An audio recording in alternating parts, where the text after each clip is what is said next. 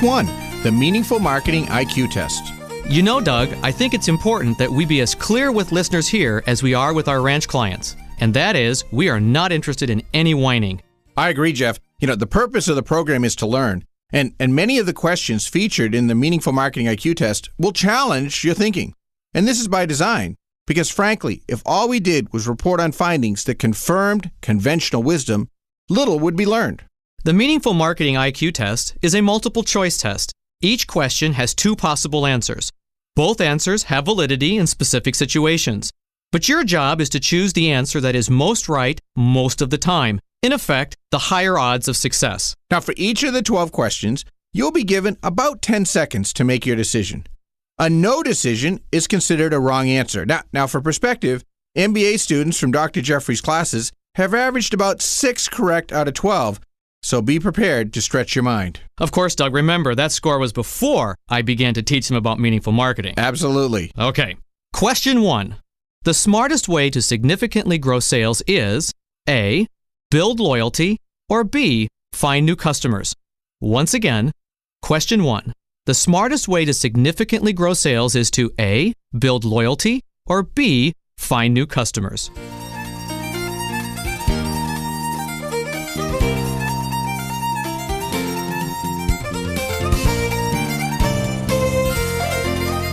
The answer to question number 1.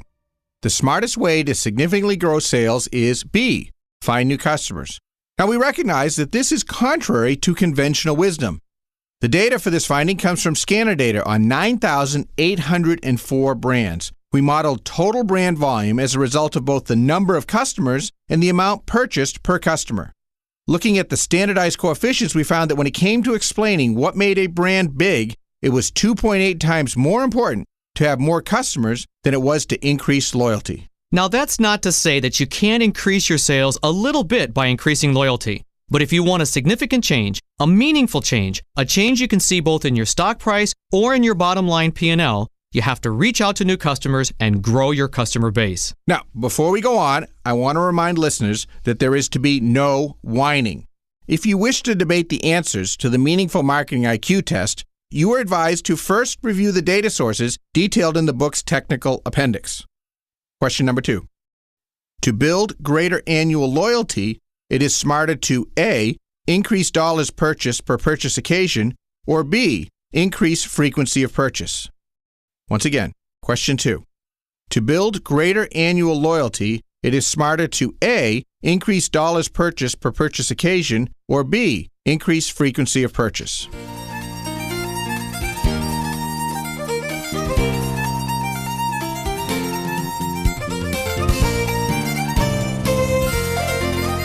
The answer to question 2, to build greater annual loyalty, it's smarter to A. Increase dollars purchased per purchase occasion. Again, the research comes from some 9,804 brands. In this case, we analyzed the data to define what drove loyalty. Statistical modeling indicates that dollars per purchasing occasion is 3.9 times more important than frequency of purchase. Your annual loyalty is more impacted by the size of each sale than by the number of times a customer makes a purchase. Frequency of purchase in virtually all categories has a normal distribution around it. The more you can get customers to stock up or trade up with their purchasing, the more you distort their buying patterns. And in effect, the strategy of a supersize is truly the right approach when it comes to building customer loyalty. Okay, on to question 3. When presenting data to a customer, you'll be most effective if A. You provide a clear and simple chart, or B. You explain the data in clear and simple words. To repeat, question 3. When presenting data to a customer, you'll be most effective if A. You provide a clear and simple chart, or B. You explain the data in clear and simple words.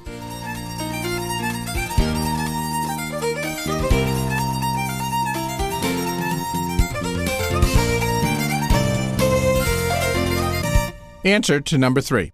When presenting data to a customer, you'll be most effective if B. You explain the data in clear and simple words. This finding comes from a number of research studies, one of which used tests of food nutritional values, where they were presented using either nutritional charts or word descriptions. When it came to communicating nutritional values, words were found to be twice as effective. With regards to purchase interest in the product, words were 3 times more effective. Think about it. What is the first thing you do when you show a chart? You explain what it means. When customers are presented with a chart of data, they have to process it. Translate that chart into information they can use. And the greater amount of processing a customer must do, the less likely they are to purchase. Question number 4. A customer letter or print ad has the best chances of success if A, you respect their intelligence and write at a high school level, or B, you dumb it down and write at a 5th grade level. Question number 4. A customer letter or print ad has the best chances of success if A, you respect their intelligence and write at a high school level, or B, you dumb it down and write at a 5th grade level.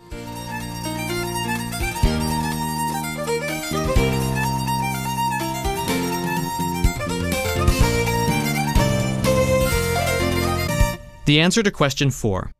A customer letter or print ad has the best chance of success if B, you dumb it down and write at the 5th grade level. Now, this research comes from a study we call the Darwin 900. It involved 901 new products that we tracked from introduction for a number of years. Success in this case was defined as a 5-year survival. We found that marketing messages written in an easier-to-understand format had a 70% greater odds of survival in the marketplace. Further, we calculated the Flesch-Kincaid reading score for each message. We found that those ideas written at a 5th grade level or below were 25% more likely to survive than those written with more complex language. Now, it's not that customers can't understand or that they can't read. Rather, it's that in today's economy, customers have no time to process and think about what you have to offer them. On to question 5. Significant overall sales growth can be realized if A, you cut your product line by as much as 50%, or B, you expand your product line to service all customers. To repeat, significant overall sales growth can be realized if A, you cut your product line by as much as 50%, or B, you expand your product line to service all customers.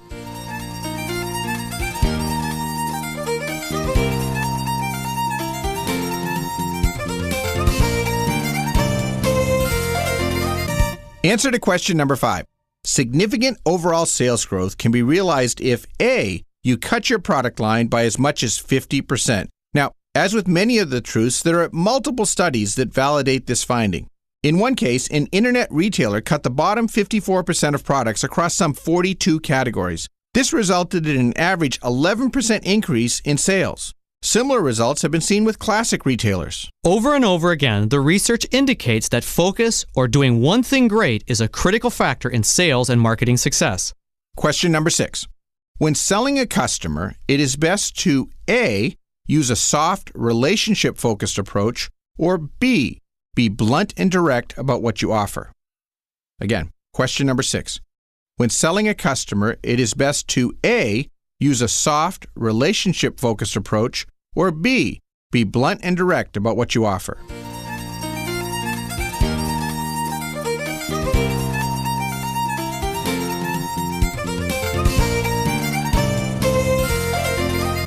The answer? It might not be what you expect. When selling a customer, it is best to B, be blunt and direct about what you offer. Again, the research comes from the Darwin 900, where remember, success is defined as a 5-year survival. Now here, marketing messages that communicated their core customer benefit with overtness, directness, and bluntness had a 75% greater odds of survival. As we mentioned earlier, customers have no energy to process your marketing message, and the more obscure or obtuse you are with regards to what's in it for the customer, the more likely they are to tune out your message and the option of purchasing your product or service. Question number 7. Building customer credibility is most effective if you A, offer a product demonstration, or B, testimonials from satisfied customers.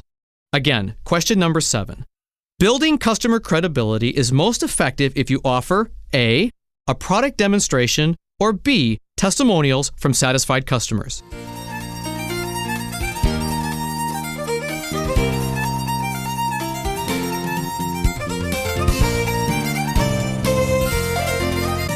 Answer to question number 7.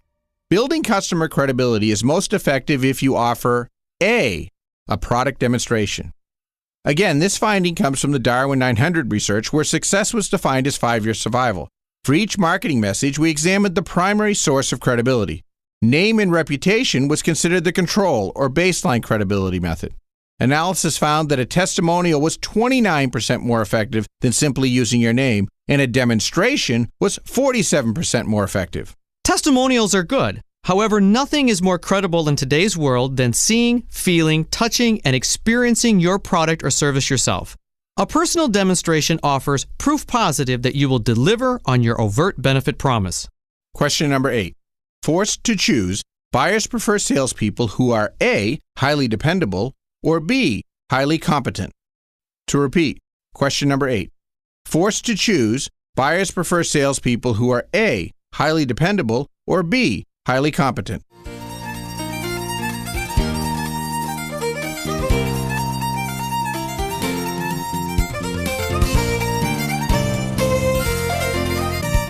The answer to question 8. Forced to choose, buyers prefer salespeople who are A, highly dependable. Now, this comes from a study of 187 industrial buyers, and they were asked to rate the most recent salesperson who had called upon them. Relative to likability of the salesperson, which is considered to be the control, competence was seen as 30% more important, while dependability was found to be some 320% more important. Buyers can manage their expectations if a salesperson is incompetent. What they can't manage is non-dependability. Dependability builds true trust.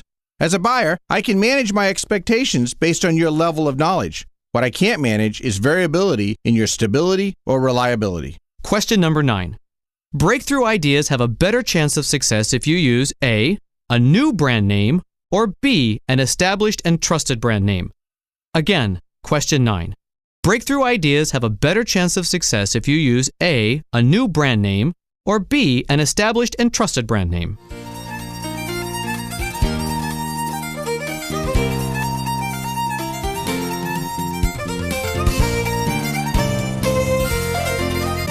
The answer to question number 9.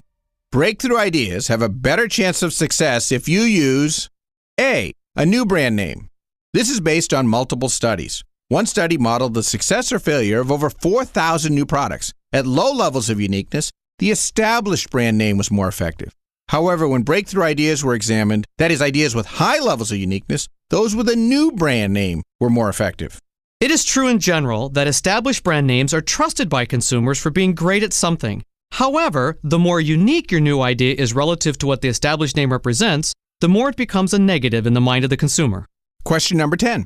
The smartest way to introduce a new product or service is to A, introduce at a lower price to generate trial, or B, keep your price at list price from the beginning. Again, question number 10.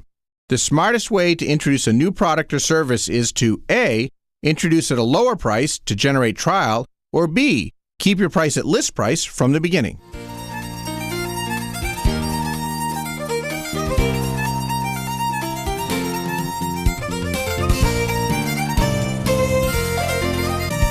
The answer to question 10, the smartest way to introduce a new product or service is to B, keep your price at list price from the very beginning. In this case, the research involved 5 new products in 12 matched sets of stores. In one set of stores, products were introduced at a price that was 25% below the regular price for 2 weeks. Then the price moved to regular list price. In the other set of stores, it was maintained at the regular list price the entire time. Sales were tracked over a period of time, and after 8 weeks, sales were higher where the products were sold at list price from the very beginning. What price you set for your offering communicates to your customers the value of your offering versus competition. Author and former Macintosh evangelist Guy Kawasaki once told me, price tells customers what you perceive the value of your product is. When you price your product low, it communicates that you feel your offering is not quite as good as others. When you price your offering high, it's a clear message that you believe your offering is of greater quality. Now on to question 11. In industrial marketing, it's 9 times more important to focus on A, performance and quality advantages, or B, price advantages. Once again, question 11. In industrial marketing, it's 9 times more important to focus on A, performance and quality advantages, or B, price advantages.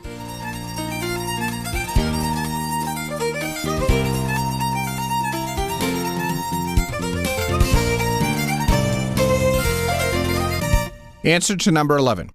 In industrial marketing, it's 9 times more important to focus on A, performance and quality advantages. This finding is from a study of 1,209 industrial goods manufacturers. Statistical modeling was used to explain marketplace share. The analysis found that quality was over 9 times more important than pricing or sales support. Here's how the data can be interpreted.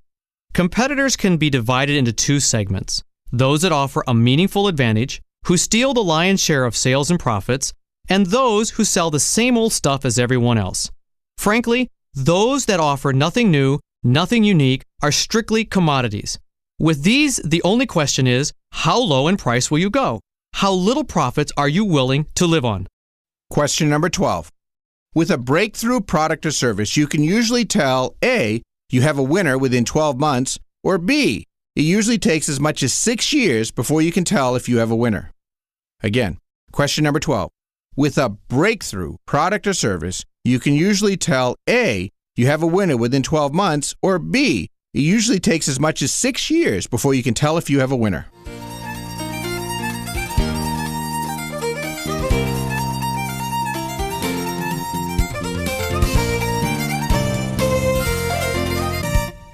The answer to this final question? With a breakthrough product or service, B, it usually takes as much as 6 years before you can tell if you have a winner.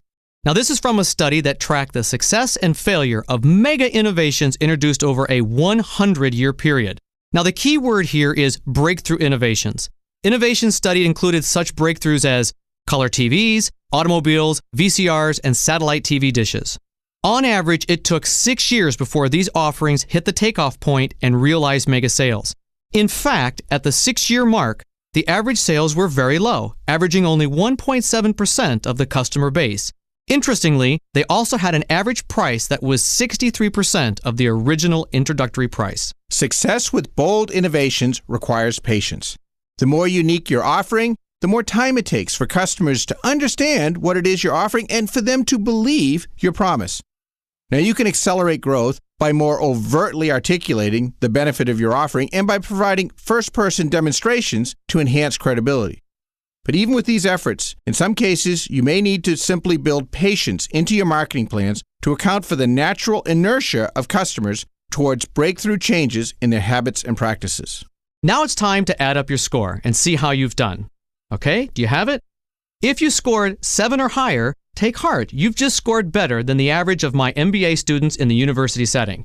If you scored less than 7, well, congratulations too, because the answers to meaningful marketing are further on here in the program as well as in the book Meaningful Marketing. Next up, Act 2, Meaningful Marketing, where you'll learn the differences between meaningful and mindless marketing. And Act 3, where you'll learn the 13 virtues of meaningful marketing.